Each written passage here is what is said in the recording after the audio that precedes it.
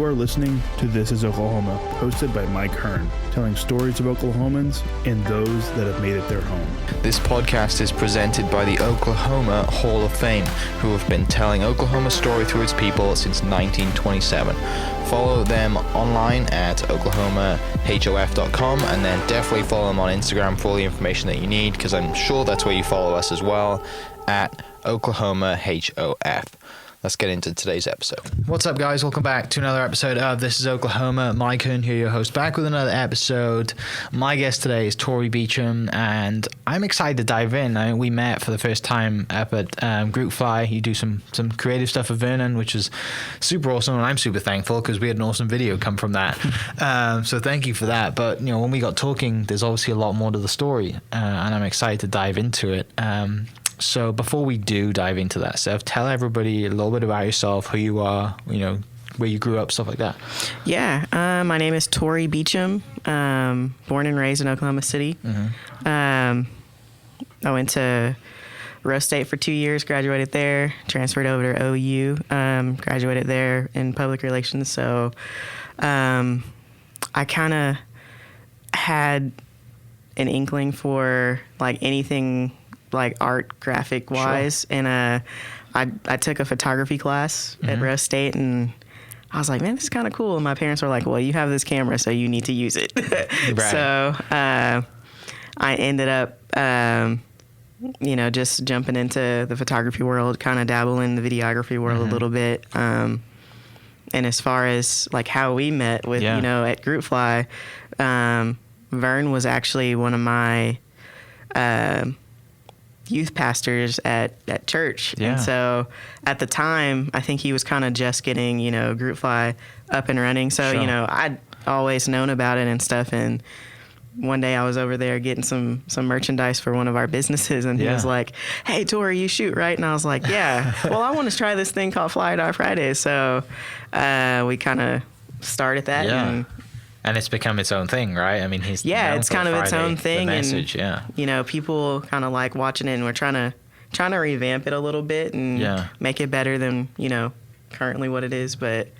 It's a lot of fun. It's good though, isn't it? And the key obviously is consistency, isn't it? With that stuff, with the podcast and other stuff. If you're going to do something and Vernon commits to doing it every Friday, then you have to do it every Friday. Yeah. And that's. I mean, you don't have to, right? But I mean, it helps, and especially starting out. It helps. Yeah, it really does. That stuff. But so early life, Oklahoma City. Your brothers and sisters? I have 3 stepbrothers. They live in Florida, so.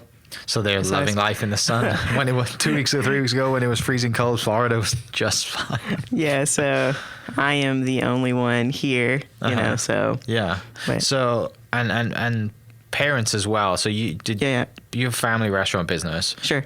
So growing up, did parents already have the business as well? Or how do you get into that side of things too? Yeah. So my parents, my dad was in the military. So after after retiring from the military, he started working as a civilian on base. So he still actually has his 9-to-5 job. Yeah. And my mom, she worked at the VA hospital for over 20 years. And once I got into, I think it was my junior year of college, my mom kind of did a change in her work career, and she ended up starting to do case management because she's always had a heart for kids and just the community. Yeah. And so she started to case manage kids, and we had these buildings, and basically we were leasing some buildings. They were really cheap rent, so we were like, oh, okay, well, we can, make this, something where these kids would want to come to. So there were, video game units in there. There were computers in there for kids that didn't have computers. Kind of like a Boys and Girls Club. Kind of like its own little Boys and Girls Club. Yeah. And so, one of the rooms had more stuff in it, so all the kids were like, well, we want to go to that one instead of this one. Right. Because she kind of had it separated through age groups, but everybody ends up going to the other side of one of the buildings, and I was like, hey, we have this empty building over here. I think I can use it, I can do something with it. So she kind of was like, well, tell me what you think, whatever. So I tell my parents, I was like, okay, so I got a friend that goes to the same church as me. He's doing poetry, and he's doing it at a place that the demographic is a lot older than what he actually is. Yeah. And so we end up starting a poetry lounge.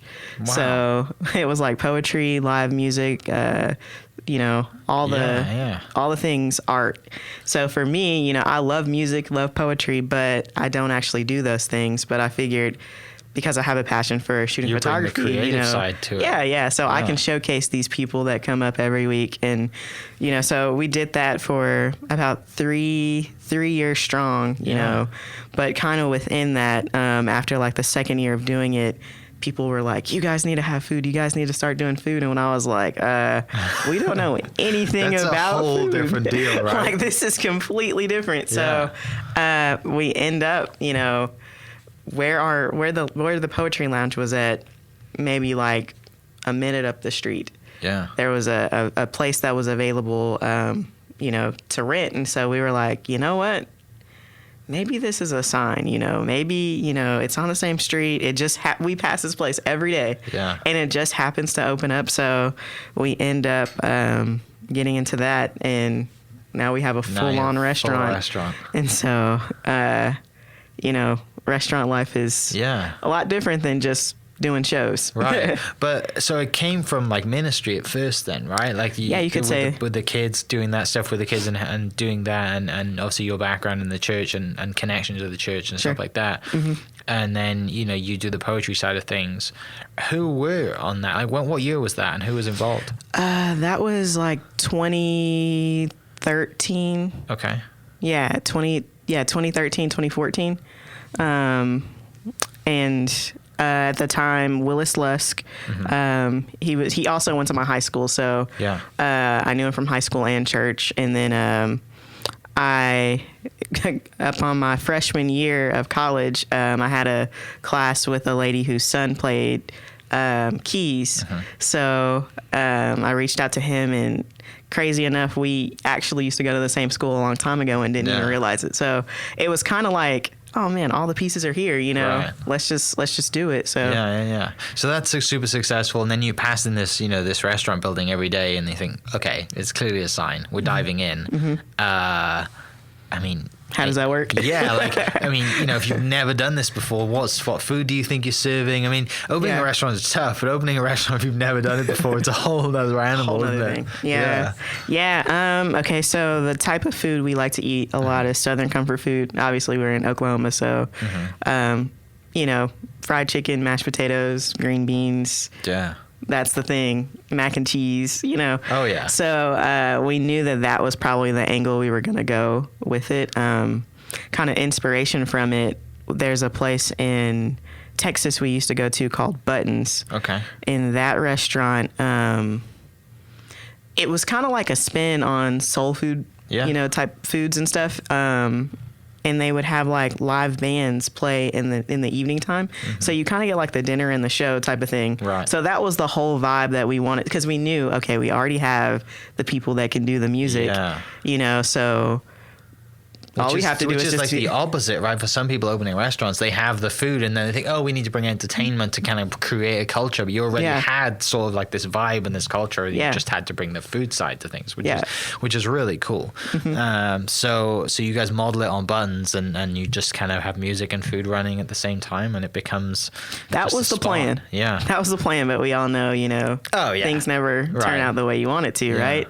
So kind of before we even really, got into, trying to do the whole music with the food and all that, because obviously you got to have menus and all that thing. Yeah. So what we started doing, we were like, you know what? People go out to eat every Sunday after church. That's the thing, So why don't we create some kind of a, a thing where people can, just come to our restaurant after church every Sunday. So we started doing what we call soul food Sundays. So, crazy idea, because as a local business, it's really hard to do like an all-you-can-eat buffet. Right. But we managed to do that for 5 years. Wow. So, like, in the whole kind of restaurant boom that Oklahoma City's been going through, right, as well, which is never easy, because you got restaurants popping up all over the place. But the great thing is you had this following already. You already had the customer client base, right? Kind or of. Sort of. You had people to market to. We did, but it was the crazy thing is the part of town that we were on is an older part of town. So most of the people that live there, are well into their 60s, 70s. And most of their kids are not living on that side of town anymore. So it's on the east side of Oklahoma off of Northeast 23rd. So it was kind of hard, at first. I remember, kind of like Vern was alluding to. I remember those, days of sitting in the restaurant. I'm like, man, are people going to come? Do people see, you got to go through that struggle. Yeah, it was a struggle for sure. But once we started doing, the all you can eat on Sundays, more and more people started to know about us. And what we did was every Wednesday night we would take flyers and go to these local churches around, and we were just putting them on cars. And so eventually people started coming, and then it started getting to like the pastors at the church. So they were like telling their congregations and stuff, hey, after church, I went to this place after church, everybody go over here. And it's crazy because the bigger that it got, it almost was like like going to a family reunion where you have people you haven't seen in forever. So it was almost still like a community thing to where we had, several different churches of different, denominations coming to eat our food on Sunday. So I was like, man, this is really cool. That's really, that is really cool and super unique too. And just to have that and you're right. Every Sunday, right after church, you have the. It doesn't matter. It doesn't matter what denomination you are. Somewhere, right, for food. That's awesome. So you did that for 5 years. Yeah, with COVID and everything, we kind of shift gears a little bit. So we no longer are at that location anymore.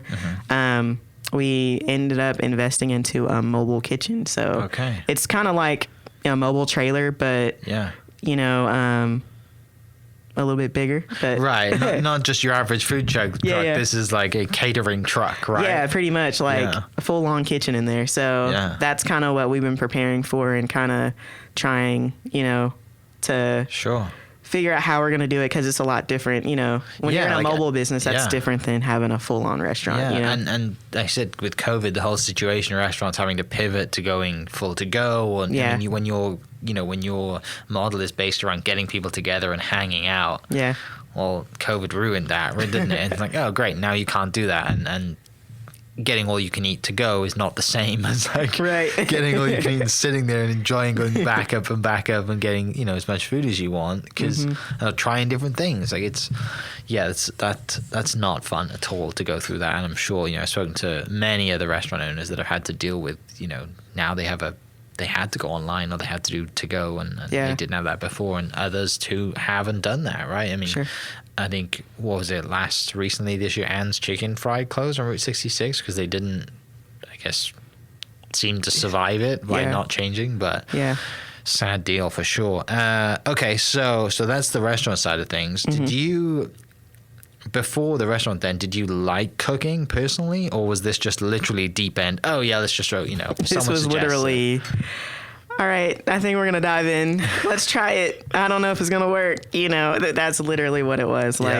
And crazy enough, my grandmother actually, she's like the cook in our family. So every Thanksgiving, we all go over to her house and she makes a big feast for all of us. And we didn't know how well she was, how good of a cook she was, because we've been spoiled all of our lives. So... it really turned out like most of the recipes and things that we would do is like the things that she, has been doing for years. And my dad, before he entered into the service and stuff, he actually worked at a restaurant when he was, a kid and stuff. So he kind of had a little bit of experience. And my dad's from Texas, so he has a different, different taste for things, but my dad's a pretty good cook too, so it kind of was like, all right, so we kind of use a little bit of this, and thankfully, like, we've hired some people that had some really great expertise as far as working in restaurants before, that kind of helped us along the way. So we've been pretty cool. fortunate to not have known anything about working in a restaurant, and in the restaurant world, in competitive industry, and survive. Well, I guess. Yeah, kind of. Right. Yeah. I mean, you still have, even though you've pivoted, right? It's still a business. Sure. Yeah. While this is all going on, are you still doing creative and still doing videography and stuff like that? Yeah, just a little bit. I don't really advertise a lot Sure. of just, telling people, hey, book me. Yeah. It's more so like, if you know me, word of mouth, and I have the time to do it, I'll do it. But Yeah. More of a passion and a hobby that you sort of make money from every now and then. Sure. Yeah. Which is kind of a nice thing too, isn't it? 'Cause Yeah, it's it not is. tied to like, You're not tied I to have it. to make money this week. And it's kind of like, sometimes, and it's crazy because, when people reach out and they're like, hey, I need, you to shoot some engagement photos, or I've got some family photos that I want to do. It's crazy that right after that, more people keep asking. And I'm like, man, I didn't even say anything about this. Yeah. But, someone posts it, they tag you in it, they're like, oh, I know Tori. Oh, she's still shooting? Yeah. Oh, let me reach out. So. And then you booked for another couple of months or whatever, which is, I mean, it's great, isn't it? And it's. Do you see it as kind of like fun money that comes in that you get to do, go on vacation or whatever it is, rather than, hey, this is my legit job, like, because it would be more stressful, right? If it was. Yeah, for sure. It would definitely would be. Like, I like having flexibility, to just shoot whenever. Yeah, that's kind of what the podcast was. It's kind of started to turn into become a something thing. else. That's what it started out as. So we're by the time this goes out, it would have been the 1 year celebration of Culture Coffee, and at such a pivotal time in the world, in America, in Oklahoma. I mean, it couldn't have been a better time to launch that for you guys, right? Yeah. Tell me about all that stuff, because there's so much stuff that's gone on and so much stuff in that. I mean, as well as the coffee being amazing and all the specialty ones that you do, which, I mean, that's a whole different conversation we could definitely dive into. But, with having a restaurant for 5 years, where did the idea come to have coffee? To have coffee. Yeah. So, one day we're just working along, at the restaurant, and, a lady comes in, and little did I know, she'd been coming in a lot. And she finally, came over and spoke to me, and she was like, I'm interested, to know, like, if the owners of this place, she didn't know I wasn't one of the owners, but she says, I'm interested to know if one of the owners would be interested in opening up a coffee shop. And I was like, I don't know. Know nothing about that. Yeah. I don't know. And so I said, well, I can definitely, tell them about it, and see if that's something that they might want to do or whatever. But obviously, we didn't know anything about restaurants. So clearly we know nothing about coffee. Besides my dad wakes up every morning, gets his black coffee, and that's it, But, so she, sends me all the information and everything, and I tell my parents, and they were like, man, I don't know about this. Yeah. This is already a struggle. With restaurant, you have the overhead, and it's just a lot. And so we ended up just going over to look at the area, and we were like, man, this area is really cool. Yeah. You're right by OU Medical Center, 2 minutes away from downtown, which is great, because I think people like the idea of like downtown. Yeah. Oh, it's downtown. I can be, go to all these different places because it's so close. But they never go. They hate like, oh man, parking's terrible. Right. Oh man, you got to pay to do every little thing you want to do down there. Yeah. So the idea of it is great. Right. But so we were like, man, to be so close to downtown, that's awesome. And then, just knowing and learning about the history of, that area, it sits in between 8th Street and 4th Street.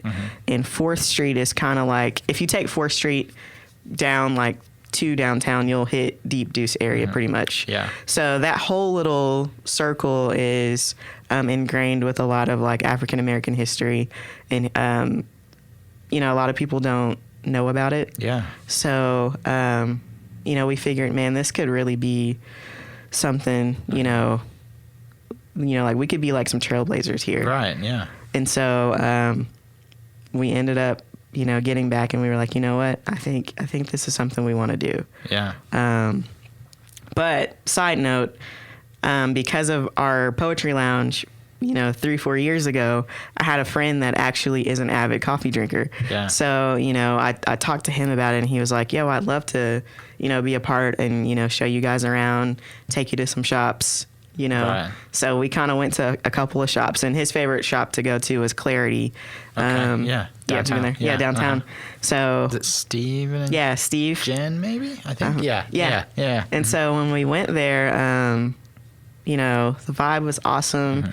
They didn't know who we were or anything, but they were gracious enough to set up a whole tasting for us. Really? Yeah, and they were awesome. kind of talking through some of the coffees.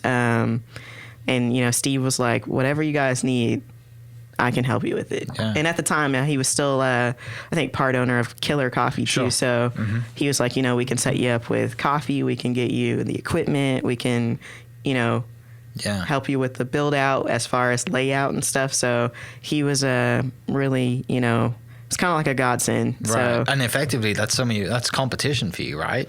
I guess a Kenneth little would have bit. been opening up a coffee shop. He could have seen you as competition and thought, no, I'm not going to help you guys. Yeah. You're on your own. And what's crazy, in the restaurant business, that's all you have is a lot of competition. And it's anytime you see somebody pop up, it's like, oh man, they're going to be stealing some of my customers. But what I've learned in the coffee world, Totally different. totally different. It's almost really good to hear. It's almost like people want you. Okay. They're like the more coffee places, the better. Yeah.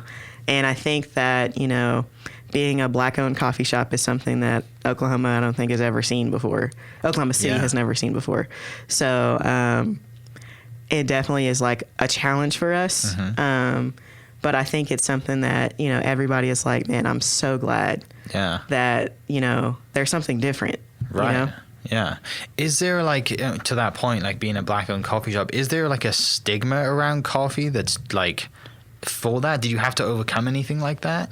Because I'm thinking all the coffee shops I'm thinking of, the ones that are downtown, but it's, I don't know. Was there a difference? Why isn't there black-owned coffee shops? Is it not something that you guys think about coffee? I don't know. I'm the same as you, right? I'm not a coffee person at all. I press the coffee machine maker and add a bit of milk, and that's it. Right? This is about as far as I go. Yeah. But I have friends who are super into their coffee and make they spend $700 on a machine in their house, and I'm like, why would you do that? You know? Yeah. So I would, curious to know why there hasn't been one already, and then. For you, obviously, it seemed like the right thing to do in time, but and coming from a non-coffee background too. I think that a lot of, I would say that the African American culture, we drink coffee, but specialty coffee is something different. And I think that going to a coffee shop,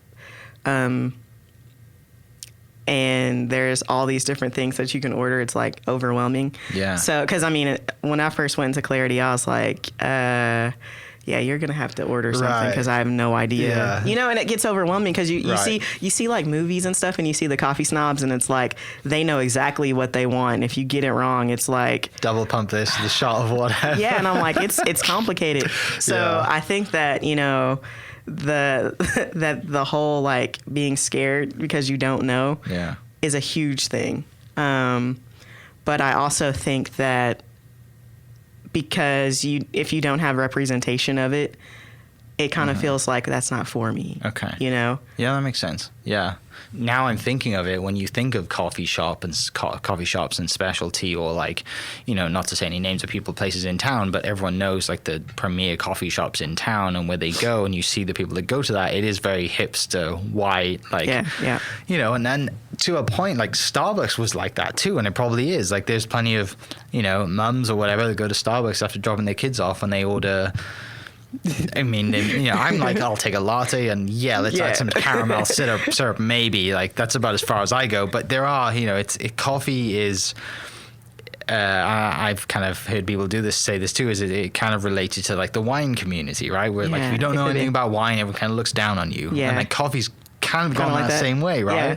Because I'm not a coffee person, and I'm sure there are people listening to this are the same way. Yeah. You know, being from the UK, grew up drinking tea, you know, Yeah. right? And that's about as far as it goes. I didn't drink coffee until I came out here. But yeah, I'm sure it was super interesting to get into that, right? And then dive in and learn and all this stuff that's going on, and through a friend who likes coffee, and that would have been a great help too. Yeah. I could say also, you know, like as far as not seeing other, you know, black owned coffee shops, I think that, you know, we don't know how expensive that is. You know, Yeah. the startup of coffee is super expensive, especially, you know, equipment, things that you need. Your espresso machine alone is like 16 grand. Jeez, that's I didn't know that. That's crazy. So it's like, oh my gosh, I'm going Yeah. to spend this much money for one piece of equipment. That's why coffee costs $6, right? Right. And that's another thing that, as far as like, you know, talking about, you know, why, you know, African American people might not go to coffee shops, it's because the price of buying a cup of coffee. Yeah. And, you know, something that I had to learn was, you know, how many times, you know, a bag of coffee gets, you know, how it's sourced and what it takes to get here. And then what it takes for us to make it. Yeah. You know, it's not cheap. Right. So, and then, you know, when you go to Starbucks, yeah, you can get, you know, the huge sizes or whatever. But what I've learned is that local coffee shops really care, you know, down to who's how could you say that?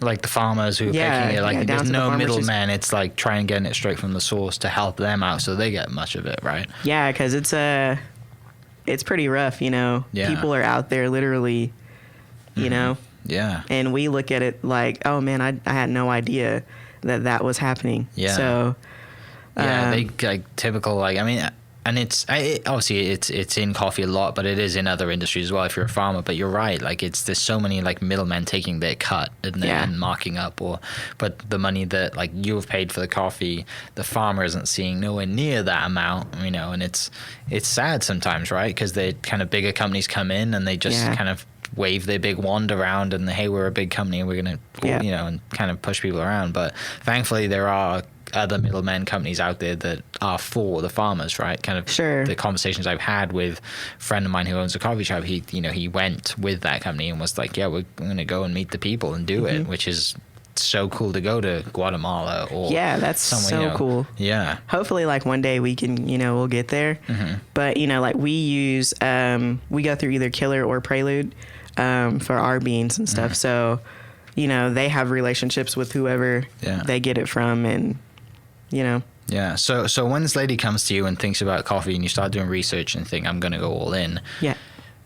What time of year was that? That was before COVID. Like. Yeah. So we started this probably like mid 2018. Okay.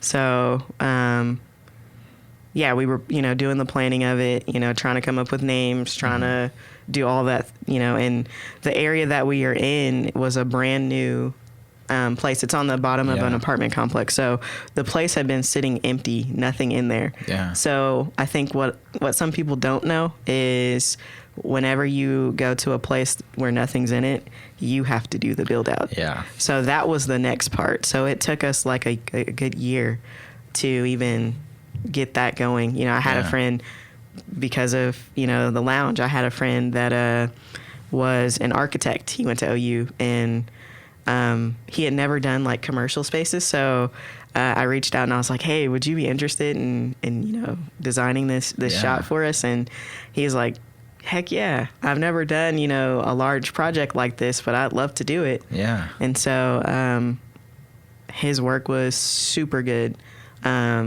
He didn't actually build it, but the design plan came up with it, and Gardner Architects actually did the you know, all of the build out and everything. Yeah. So so starting, I mean, that's quite a while you've been working towards opening up, you know, opening day. What were the talks about, you know, the name, and how did you go about that? And then obviously the business model, what were you thinking for? Because I think coffee shops around here, every one of them has like their identity, right? You've got to have that to, you know, like in a brand and just whatever it is that, you know, you are going to center around. What were the talks like when you were thinking of that? Yeah, name-wise, that was hard because we didn't know what we were. I mean, it went from, you know, we look up coffee names. Oh, perk, that's a word. Yeah. You know, jitters, that's a word. You know, we think of all these things, and it was like, I don't know if this connects. And so I don't know. One day in conversation, I don't know if I said it or who said it, but somehow somebody said, oh, we could just do it for the culture. Yeah. And I was like, at the time, that was like a saying that everybody was saying, oh, do it for the culture, do it for the culture. And I was like, buzzword. At first, I was like, man, this is so cliche. I'm not for it. I do not think this is going to work. And so I think, you know, as you're coming up with names, you always try to like keep saying it so you get used to it. So, you know, we just kept saying, culture coffee, culture coffee. And then I kept thinking, I was like, well, it doesn't necessarily have to be, you know, about culture of people. Right. It could be, we could be saying, you know, that coffee has its own culture, you know, with kind of like what we're talking about with, you know, how the farm process and how, you know, and so I was like, yeah, maybe we can do that. Maybe let's go with culture coffee. So we kind of landed on that name and, you know, just conversations about what it would look like.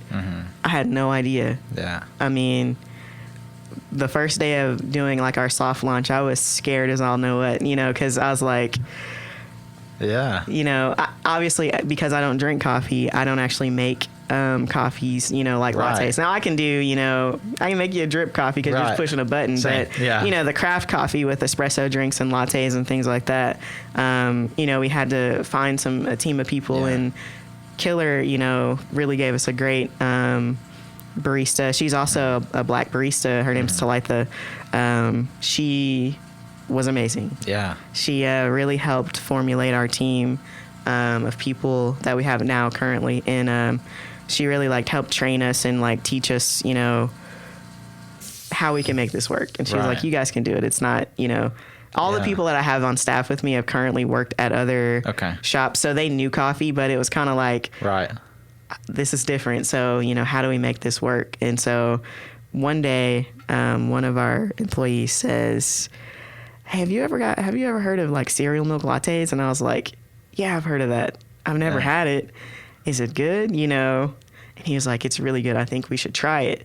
So this is kind of, COVID's happening, right? Sure. Yeah. So this is like, you've launched at this point. Yeah, we've launched. Yeah. We've launched at this point. And so we did the first 2 months. March rolls around. We had to close down. And we come back in June. And we just hired another guy to come on. And so so he's mentioning, you know, the cereal milk. And so, you know, one day I was like, all right, I'm going to go get a box of cereal and we'll try it. So we tried, I think it was Cinnamon Toast Crunch. I was like, oh my gosh, this is so good. It is, and at the time, I didn't know like how many shops in Oklahoma City were doing cereal milk lattes. But I think that Leaf and Bean may have been like one of the other shops that were doing it. But I think we kind of took it and ran with it. Yeah. Because it like kind of blew up and like we had people come in, you know, from everywhere trying to get these cereal milk lattes. But I think that it also, in June, that was also the time where we had a lot of racial injustice. I think George Floyd had just, you know, been killed, and a lot of people were for, you know, Black Lives Matter. So us being the only black-owned shop was kind of like, I hate the situation that had to take place, but I'm glad that people started like spotlighting, you know, black-owned businesses. Yeah. And it's kind of something that I hope isn't just like something that happens in Black History Month or and just a pass June, and you know, it's something that stays and is consistent. Yeah, it should be consistent, you know, because I think that's part of the problem with, you know, just black-owned businesses staying around in general, because there's not a lot of like avenues to where you get a lot of attention, you know. Right. We look at magazines in the local papers and stuff that have all these restaurants around, and it's like, man, I don't see any black owned place. That's like really the only ones that I don't see. Yeah. I see everybody else, and it's like, hopefully we get to a point to where you see it all. Yeah. And there's some amazing restaurants in town from that. And I know JB's been a huge advocate too, right? With his JB Likes Food when that was going on. And I haven't been there yet, but I hear great reviews about, is it Black Walnut? Yeah. I've heard nuts reviews about I've that. never been yet. Yeah, but I keep hearing things. I'm like, I have to go try this place out because it's supposed to be amazing. I've heard it's really good. Chef Andrew Black runs it. He actually came to Culture a couple weeks ago. Yeah. And when I was talking to him, he was like, "Yeah, you got to come check it out." So I was like, "Yeah, I gotta mark down. Hey, let's go check this place out." So yeah. So all this stuff's going on. The good thing is that you have an opportunity to, people are highlighting black-owned businesses, and you're there, you're open, which is, like I say, the situation is horrific, but the good thing is that you have a business to help and all that stuff. What keeps bringing people back, though, is the product, right? They love that latte, right? They love the cereal milk, and then you guys think, hang on, let's double down and start. Because you guys are, there's not just, you have a bunch of new different ideas that come, and I'm sure as a business owner, when that happened, your intuition is as a business owner for the last 5 years or whatever, like, hang on a second, this is something, we have something here, what else can we make? And then from a barista's perspective, I'm sure the team was like, I get to run and be freedom and have create, just full time to create. And how good is that as a creator, even if it's coffee, to be like, come up with something, do it, So how was that process after the cereal milk latte went, bonkers, and then people started thinking, well, what else do you have? Yeah, it was kind of like, if you're a creative person, you never get enough. Yeah. And it's like, okay, that was good. What else can we do? Right. And so the cool thing is everybody on our team, very talented. Like, I have really been blessed with a great group of people, from all walks of life. I have a guy that drives from Edmond, deep down in Edmond, to come to the east side of Oklahoma to come, make coffee. Yeah. And I was like, that's awesome, because I'm not driving 45 minutes to come to work. Right. Yeah. But so I think the great thing is that we have a really creative staff, and I am not the type of, like, I guess you can say boss that's like looking over your shoulder, or right. I'm like, yo, if you guys have something, let me know. Let's try it. If we all like it, and we know that that's something that's like, because 9 times out of 10, if 4 or 5 people on your team like it, majority of people are probably gonna like it. And if they're like the biggest critics because they're the ones making it, then for the most part, people like myself who aren't coffee connoisseurs would basically, be like, oh yeah, that's amazing, of course. Sure. So so I'm like, if you guys have an idea for, something, let me know, and we can definitely try it out. But the cool thing is that they'll come up with, whatever drink they want to, try to make. And then because I pretty much run all of our social media, so I shoot all the stuff you're seeing. It's almost like a whole creative process. And I think, like, all of us like that and enjoy it, because they're like, man, that was my drink. I came up with that. Yeah. And then when they see so many people coming in buying it, they're like, I came up with that. Yeah. And these people are buying it, Right. So I think that,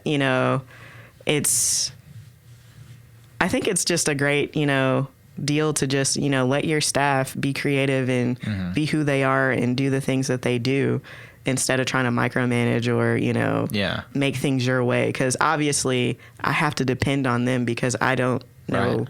I don't know that coffee world, Yeah. If I did, I still think I would be that type of a person to where, hey, let's figure it out, you know. And I feel like when I was a kid, I played sports. So I feel that because I was always a part of teams, I understand, let's use each other's strengths to make this better. So, and being a business owner, like, you hire, you hire specific talents because you know that, hey, this is collectively going to bring everyone together, and I have no idea how to do this. I'm going to hire someone who's really good at it, or someone like the best that I can. And then to the point you just made about letting, like, your team have kind of like the freedom in it to, because they'll take value in that and ownership in that, and then you get better product and bigger buy-in, and you get an employee who drives 45 minutes from Edmond to come down and work for you every day. Yeah. So talking about specialty coffee stuff, what's on the menu right now? now, or seasons, or what have you guys done in the past that have been a hit and stuff like that? We really had a really good turnout with our Christmas specials that we did. We did we had like a spicy mocha that was pretty good. I think we called it a hot chocolate squared. That was something that was pretty cool. But what we ended up doing, we haven't actually done cereal milks in a while because of all the like seasons and stuff. So we did a graham cracker milk. So it's kind of same, you know, and that one was really cool. It was like a Teddy Graham latte. Yeah. Oh no, it was a Teddy Graham cortado. And then we also had the campfire latte. Yeah. That was kind of like our take on s'mores. But you know, with COVID and everything, you know, you got some shops doing just to go only. Some shops are serving out of real ceramic ware. Yeah. We chose to still do to go cups. You can sit in, but we're doing to go cups. Yeah. And so like my team, they were like, man, if we could really use ceramics, we could make this look really cool. We could, you know, do all this cool stuff. And I was like, well, why can't we do it with the to-go cups? You know, let's just keep the lid off to where they still get to see your art.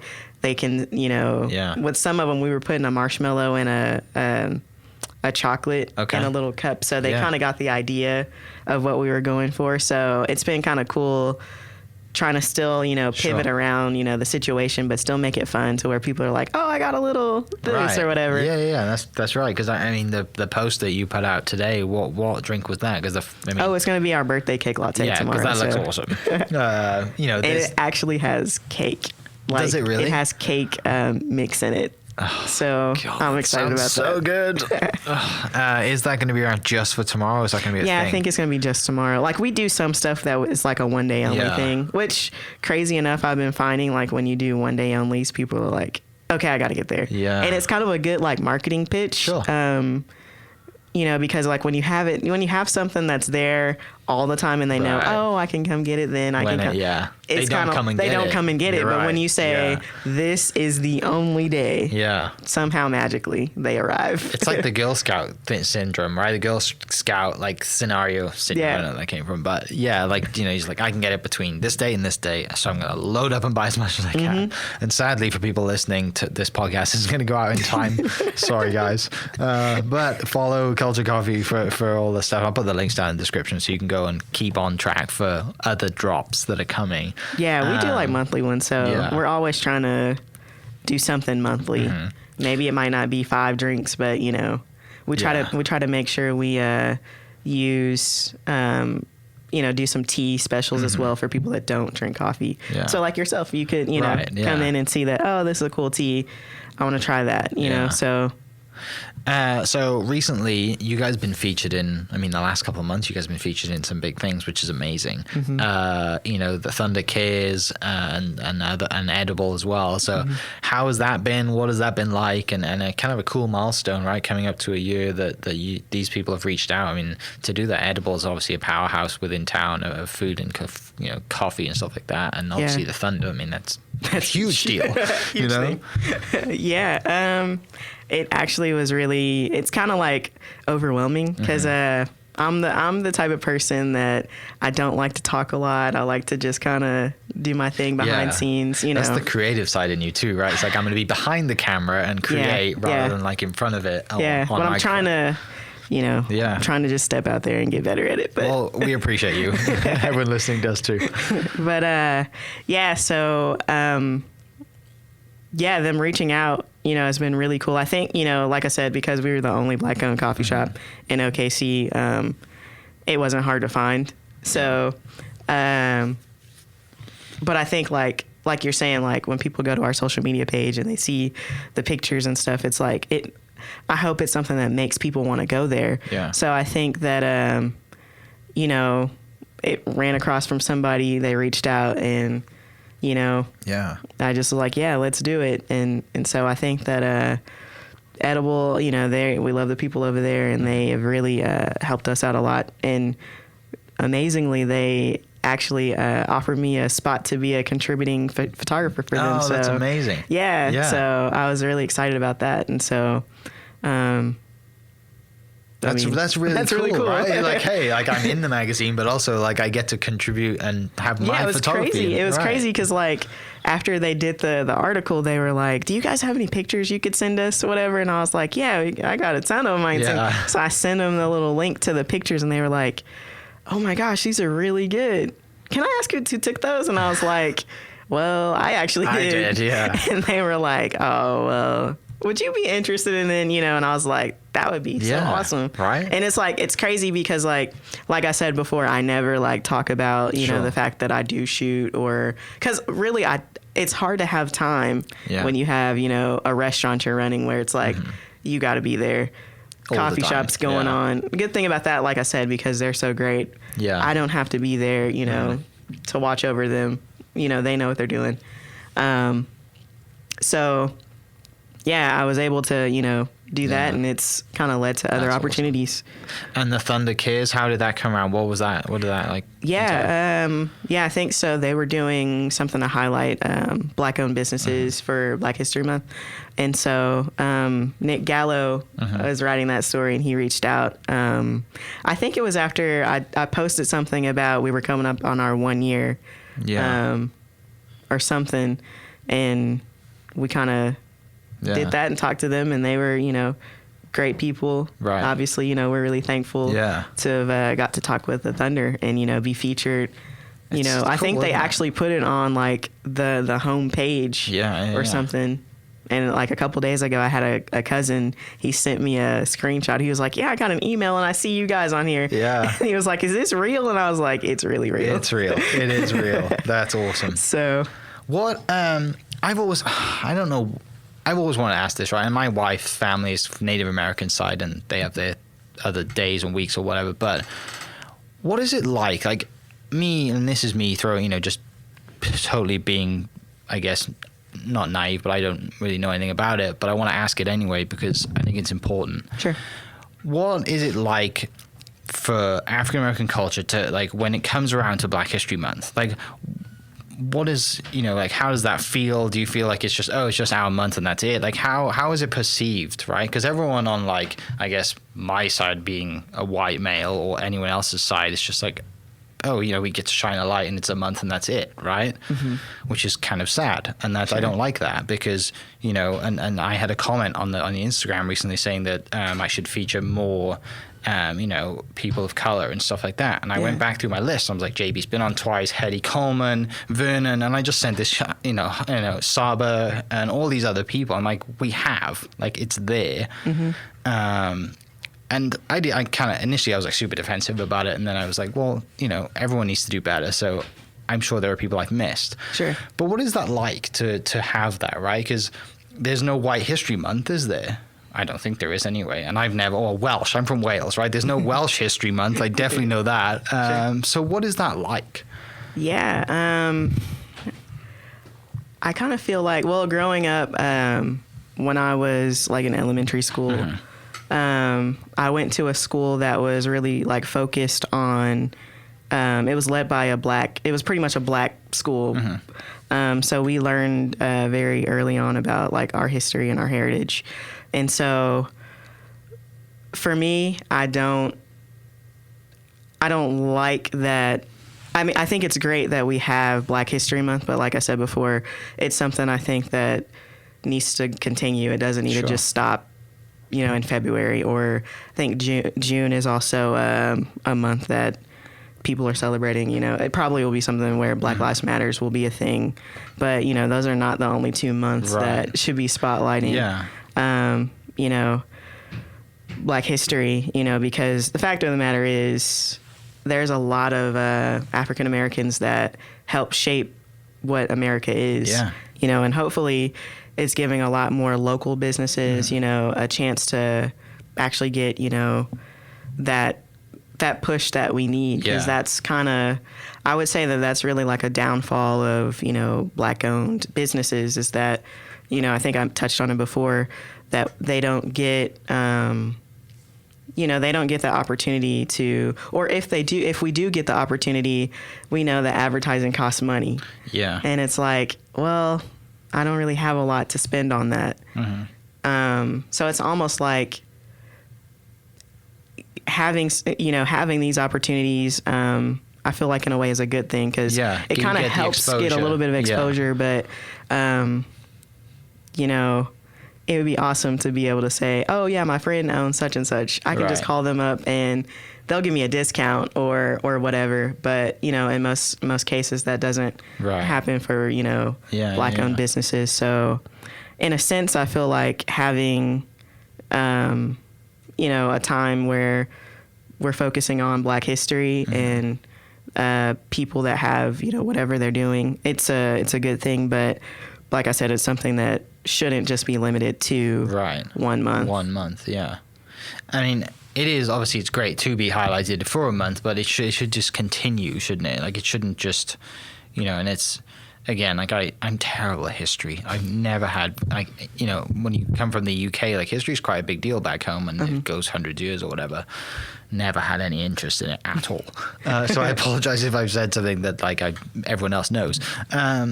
But yeah, it's like, I think when we look at events, you're like, why hasn't this happened sooner, right? Why are we now thinking about it? And I mean, it's irritating and it's really annoying when you think of that. You're like, hang on, like, we've been around for a while, guys. Yeah.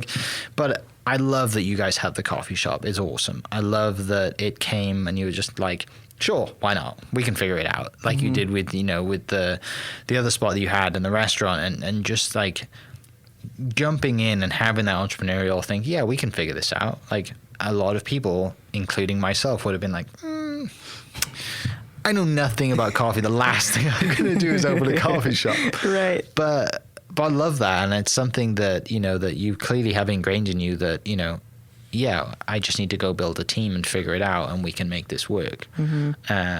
So that's really awesome to see. And starting this process in 2018 and being now this year and having the shop open for a year and having these, to navigate COVID and these milestones and having a team that has the creative and want and drive to create amazing drinks. Like, you guys are coming a long way. It's really cool. Yeah, it's almost scary. It's almost like, it's crazy because a lot of times I'm like, man, this just doesn't happen. Yeah. This is something like, if I were to tell you this story, you'd probably not believe me. Yeah. But yeah, we've just had some really good favor, and my parents and I are believers, and we kind of just feel like God has pushed us in a way to where, maybe we always were people that wanted to reach communities, but we just didn't know how that would happen, or but hopefully, we can use the coffee shop as a kind of like a cornerstone. We, that area, it's the JFK neighborhood, and that the school that sits right across the street from the coffee shop actually is an apartment complex now. Yeah. But there's so much history there. I hope that people that aren't from Oklahoma can come through there and see, oh man, there's a lot of history here. Kind of like we would if we were going downtown.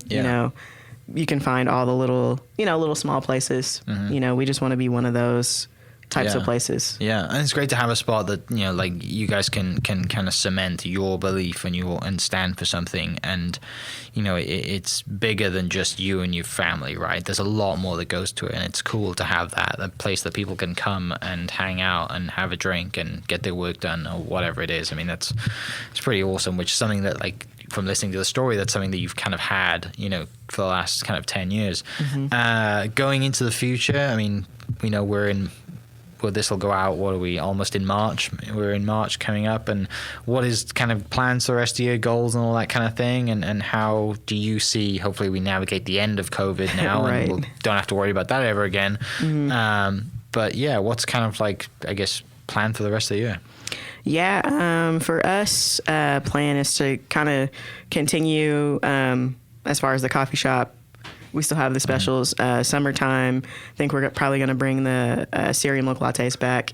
But we want to start getting coffees from different places. Yeah. Like different companies. Hopefully like some Black-owned coffee roasteries. That's something that is kind of pressing right now. Is that something that you would want to start yourself? Oh, most definitely. Yeah? Most definitely. That's awesome. We want to, open up a roastery where we actually roast beans in-house, and we can also, basically do what like a Prelude's doing or what a Killer is doing. So that's something for sure that we would love to get in. I'm not sure how soon that would happen, but that's one thing, on the coffee side, restaurant side. We're planning on opening up our food trailer pretty soon. Hopefully, we have a project coming up that I think the good thing is the area we're in, because we're the first ones there. We kind of get leeway to do a little bit of what we want to do. Right, yeah. And so we have a project coming, and I think that I'm not going to say too much about it, but once it gets here, it's going to be something that really will tie into that neighborhood and people. For sure, I feel like it's going to help bring more people to the coffee shop, but it'll be a nice little hangout spot that people want to come to. I kind of would put you in the mind of like a Blue Garden. Gotcha. That's awesome. Yeah. I think that's something we're really looking forward to starting through the rest of the year. Yeah. When the sun comes out. Right, when the sun comes out and it's not, a blizzard outside. Right. So glad to see the rest of that gone. I hate the cold. Well, Tori, thank you so much for coming in. I really appreciate it. Yeah. I know everyone loves the coffee, and if they haven't been or tried it, they need to. We'll post the website and the social media links in the description so they can go to that. And then if they want to reach out to you, where can they reach out to you individually? You can reach out to me at my Instagram page. That's what I use the most. It's going to be at tbeech32. tbeech, TBEECH, and the number 32. Awesome. Well, again, thanks so much for coming down. I really, really appreciate it. And I'm bummed. I'm not going to be able to drink that birthday cake. Oh, you're not going to be able to? No, I'm busy tomorrow. Oh, it's so annoying. However, there will be another one next year, the second birthday. So I'll definitely make that one. But for everyone listening, we'll catch you. We might have some on Monday. We might. If we have some syrup open, and we have some little syrup left, we'll take care of you. Well, I appreciate that. But yeah, thanks for coming down. And for everyone listening, I will post the links down in the description, and you can go and reach out to Tori or follow the coffee shop or go get some coffee and check the spot out because it's a really cool spot. So thanks for listening. We'll catch you next episode. Cheers. This podcast was presented by the Oklahoma Hall of Fame, who've been telling Oklahoma's story through its people since 1927. Follow them online at oklahomahof.com and definitely on Instagram at oklahomahof. Catch you next episode. Cheers. Thank you for listening. We are inspired by those around us and hope that you are too. Make sure you subscribe to this podcast on your favorite podcast platform and leave us a review so we can keep telling your stories. For more great Oklahoma content, follow This Is Oklahoma on Facebook and Instagram.